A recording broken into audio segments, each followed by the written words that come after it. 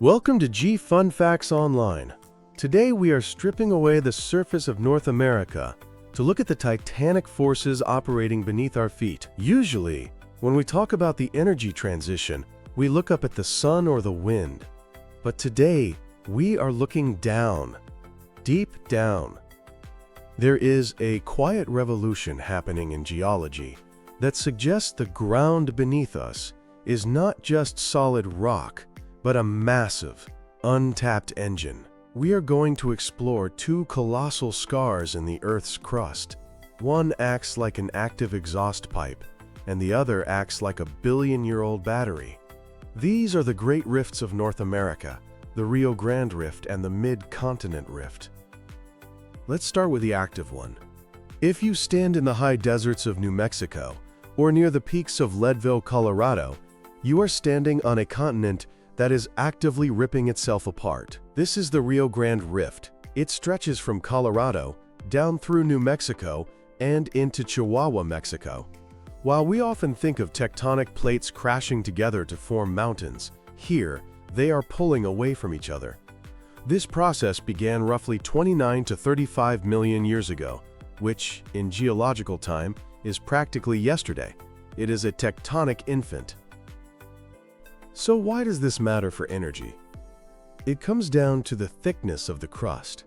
On average, the continental crust you are standing on is about 40 kilometers thick. It serves as a thick blanket insulating us from the intense heat of the Earth's mantle.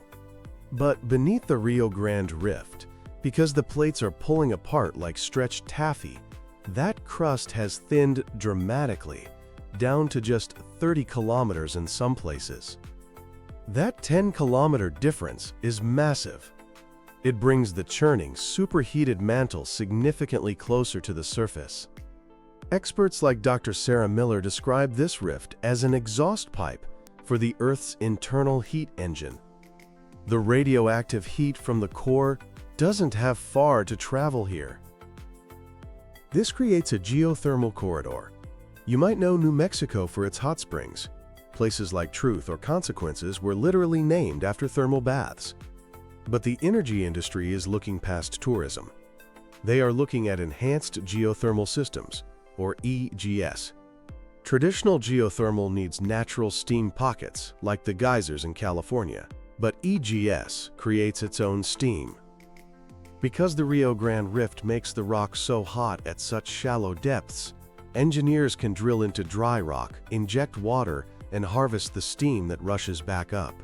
In the Albuquerque Basin, the temperature rises rapidly as you dig. While the Earth usually gets warmer by 25 degrees Celsius per kilometer, here it can jump by 40 or 50 degrees. This is superheated basement rock. It offers the holy grail of green energy, baseload power. Unlike solar or wind, this heat creates electricity 24 hours a day, 7 days a week. Facilities like the Lightning Dock geothermal plant are already proving this works, tapping into the rift's fracture network to power thousands of homes. Geologists are even calling this region the potential Saudi Arabia of geothermal. Now, let's pivot to the second rift. This one is harder to see, but it might be even more revolutionary. We need to travel northeast to the Midwest, from Kansas up through Iowa and Minnesota, to the Upper Peninsula of Michigan. Beneath the cornfields and the Great Lakes lies the Mid-Continent Rift. Unlike the Rio Grande, this rift is dead. It is a sleeping giant. 1.1 billion years ago, North America tried to split in two, right here. A massive plume of magma tore through the crust, pouring out millions of cubic kilometers of lava. But then, mysteriously, it stopped. The continent healed the wound, burying a 20-mile thick pile of volcanic rock under sediment and glacial till. For a century, we mined this rift for copper. But recently, a new treasure has been found: geologic hydrogen. This is where the science gets incredible. The volcanic rocks filling this ancient scar are rich in olivine, a mineral loaded with iron and magnesium. When water seeps deep underground and meets this olivine under high pressure, a chemical reaction called serpentinization occurs. This reaction does two things. First, it is exothermic, meaning it generates its own heat. Second, and most importantly, it strips the oxygen molecules away from the water to rust the iron. This leaves behind pure hydrogen gas. For a long time, scientists like Dr. Jeffrey Ellis at the USGS thought natural hydrogen couldn't exist underground, that microbes would eat it, or it would leak away. They were wrong. The mid-continent rift is essentially a giant hydrogen battery that has been running for 1 billion years. This is referred to as gold hydrogen or white hydrogen. It is not made from fossil fuels, and it doesn't require massive amounts of electricity to manufacture. It is made by the Earth itself. This theory became reality in 2019 during a serendipitous discovery in Nebraska. A test well drilled into the southern arm of the rift found hydrogen concentrations orders of magnitude higher than anyone expected. The geology of the Midwest is perfect for this. You have the iron-rich generator rock at the bottom, capped by thick, impermeable sedimentary rock that traps the gas. If we can tap into this, we could power the heavy industries of the Rust Belt, steel mills, trucking, fertilizer plants, with zero-carbon fuel extracted right from their own backyard. So we have a tale of two rifts. The Rio Grande is young, hot, and active, offering us direct thermal energy through thinning crust.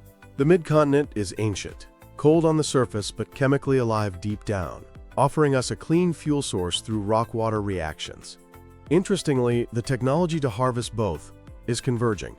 The advanced drilling techniques developed during the shale oil boom are now being repurposed to chase heat in the Southwest and hydrogen in the Midwest. There is a beautiful synergy here. The Rio Grande's heat could potentially power electrolysis to make even more hydrogen, while the pipelines from the mid-continent could transport fuel to the Southwest. This solves the biggest problem with renewables: intermittency. Geothermal runs all day. Geologic hydrogen can be stored in tanks or salt caverns and burned when the sun isn't shining. It provides the reliability that a modern grid demands. Of course, it is not without risk. Drilling deep is expensive. In the Rio Grande, injecting water into active faults requires extreme care to avoid induced earthquakes.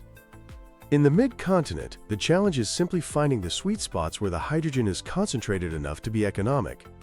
But the potential is staggering. We used to walk over these geological features unaware of their power. Now, we know that the rifts that once threatened to break the continent apart may actually be the things that hold our energy future together. From the magma-heated rocks of New Mexico to the hydrogen-generating stones of Minnesota, the Earth is offering up a solution. We just have to be smart enough to drill for it. Thanks for listening to G Fun Facts Online.